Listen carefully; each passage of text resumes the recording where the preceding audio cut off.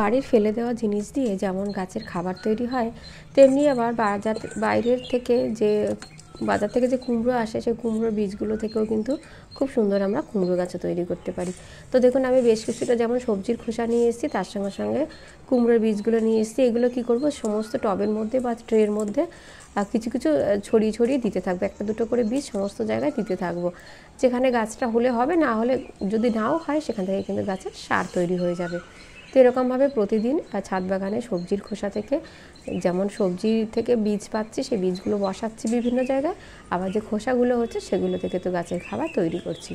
তো আজকে আমি আপনাদের সঙ্গে যেটা শেয়ার করব সেটা হচ্ছে ছাদ বাগানে যে আমরা বিভিন্ন রকম ফুলের গাছ তৈরি করি। তো অনেক সময় কী হয়, কি ফুল গাছে ফুল আসছে না, বা ফুলটা আসতে অনেকটা লেট করছে। তো আমরা যাতে চটজলদি গাছে যাতে ফুল আসে, তার জন্য কি খাবার দেবো সেটাই আজকে আপনাদেরকে দেখাবো, এবং সেটা অবশ্যই বাড়ির ফেলে দেওয়া জিনিস। তো তার আগে চলুন, পর্তুলিকার সিজন চলে এসছে, এখন গরম পড়তে শুরু করে দিয়েছে।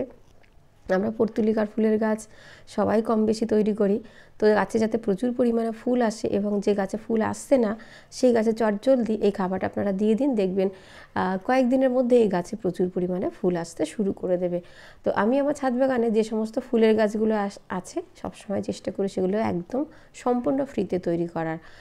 তো চলুন এবারে পর্তুলিকার ফুল গাছ কীভাবে ফ্রিতে তৈরি করা যায় সেটা হচ্ছে, যখন গাছগুলো আমি বসিয়েছিলাম তখন কিন্তু সবজির খোসা আর সামান্য মাটি দিয়ে গাছগুলোকে আমি বসিয়েছিলাম। গাছগুলো বলতে ছোট ছোট চারা। আমার ছাদ বাগানে কিন্তু পর্তুলিকার গাছ আমাকে কিনতে হয় না। প্রত্যেক বছর যেহেতু গাছ করি এবং সেই বীজ থেকে নিজে থেকেই প্রচুর পরিমাণে চারা হয়, সেই চারাগুলো শুধুমাত্র তুলে তুলে যেখানে আমি গাছগুলোকে রাখতে চাইছি সেই জায়গায় শুধু গাছগুলোকে বসাই।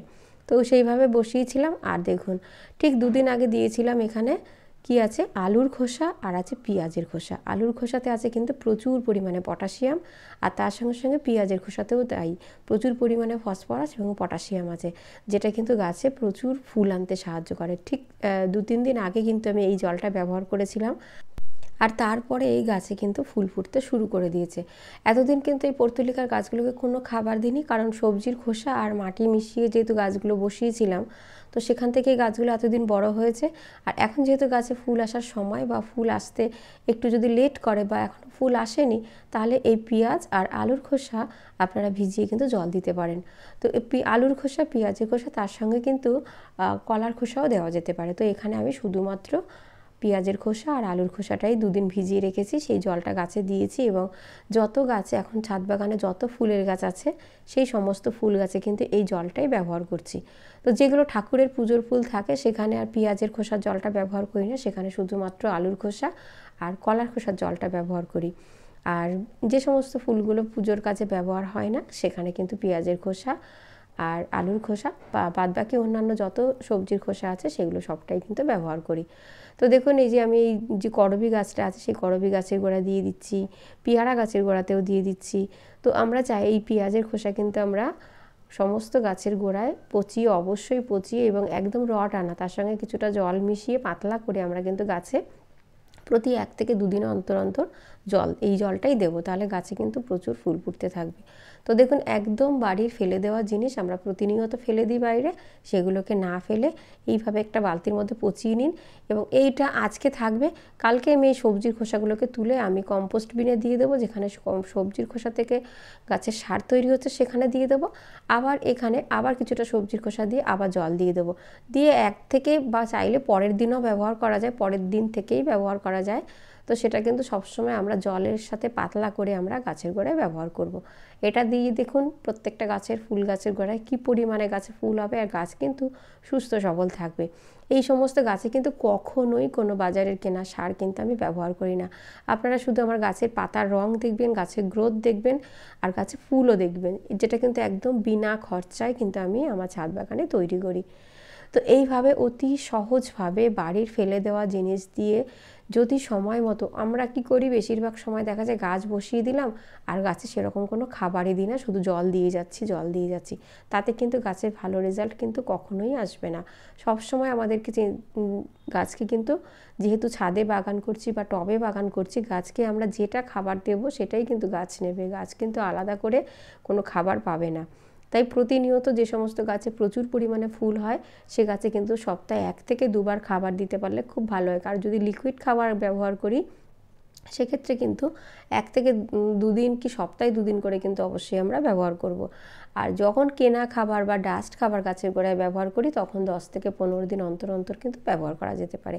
তো আমি যেহেতু গাছে লিকুইড খাবার বেশি করি এবং লিকুইড খাবারটা ব্যবহারটা যেহেতু বেশি করি, তো লিকুইড খাবার গাছের ইনস্ট্যান্ট এনার্জি চলে আসে এবং 1-2 দিনের মধ্যেই কিন্তু রেজাল্ট দেখতে পাওয়া যায়। তো সেই জন্য আমি বেশি সবসময় চেষ্টা করি গাছের গোড়ায় লিকুইড খাবার ব্যবহার করার জন্য। আর যখন গাছ বসাই তখন অল্প মাটি দিয়ে বা অল্প সার মিশিয়ে মাটির সঙ্গে তাতে গাছ বসাই। আর সাধারণভাবে বাড়ির ফেলে দেওয়া জিনিস দিয়েই সমস্ত ফুল গাছ কিন্তু আমি বেশি তৈরি করি। কেনা খাবার বলতে শুধুমাত্র ফলের গাছ, সবজি গাছ, এগুলোর মধ্যেই কিন্তু বাইরের কিছু কেনা খাবার ব্যবহার করা হয়।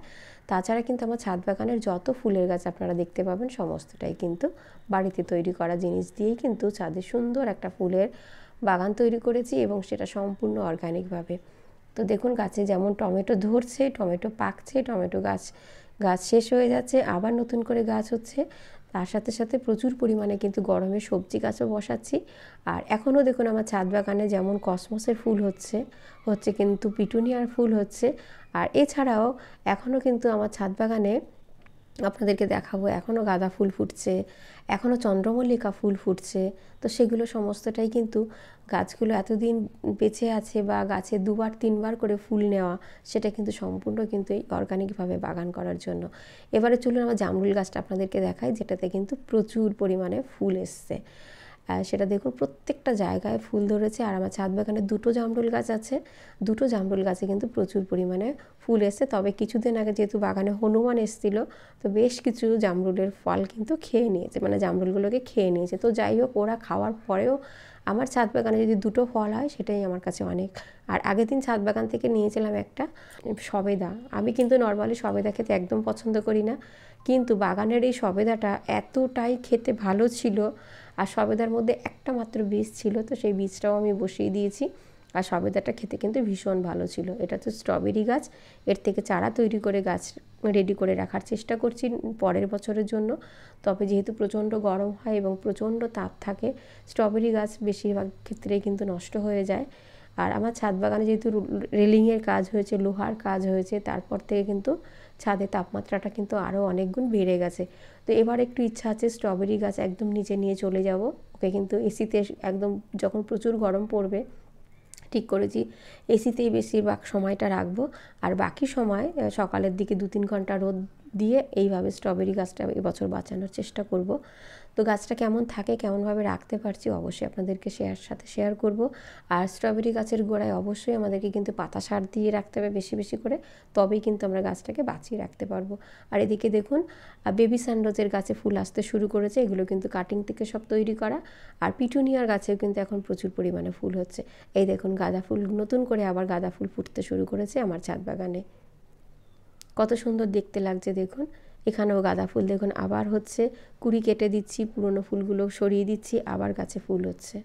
আর এদিকে দেখুন এই পিটুনিয়া গাছে খুব সুন্দর পিটুনিয়া হচ্ছে। তবে এবছর আমি যেটা ফিল করলাম, একটা হচ্ছে 10 ইঞ্চির টবে যেটা আমি বসিয়েছিলাম পিটুনিয়া, আর কিছু বসিয়েছিলাম চালি টবে। তো এই দুটো টবের মধ্যে ডিফারেন্স কিন্তু 10 ইঞ্চি যে টবটা আছে সেই টবের রেজাল্টটা আমি কিন্তু একটু বেশি ভালো দেখতে পাচ্ছি চালি টবের থেকেও। তো সেই জন্য পরের বছর চেষ্টা করব, পরের বছর আমি আর চালি টবে পিটুনিয়া করব না, সমস্তটাই কিন্তু এই 10 ইঞ্চির প্লাস্টিকের যে টবগুলো আছে, লম্বা যে টবগুলো, তার যতদিন তাপমাত্রা অনেক বেশি না হচ্ছে ততদিন এই গাছগুলো থাকবে। যখন তাপমাত্রা অতিরিক্ত বেড়ে যাবে তখন কিন্তু গাঁদা ফুলের গাছগুলো আস্তে আস্তে খারাপ হয়ে যাবে। আর এদিকে জবা ফুলও দেখুন কি সুন্দর ফুটছে, কালকে অনেক জবা ফুল ছিল, সেই তুলনায় আজকে একটু কম আছে। আর বেলফুল গাছেও তো প্রচুর বেলফুল ফুটতেও শুরু করে দিয়েছে। আর এদিকের গাছগুলোও কিন্তু খুব সুন্দর গ্রোথ নিয়েছে, খুব তাড়াতাড়ি গাছে ফুল ফুটবে।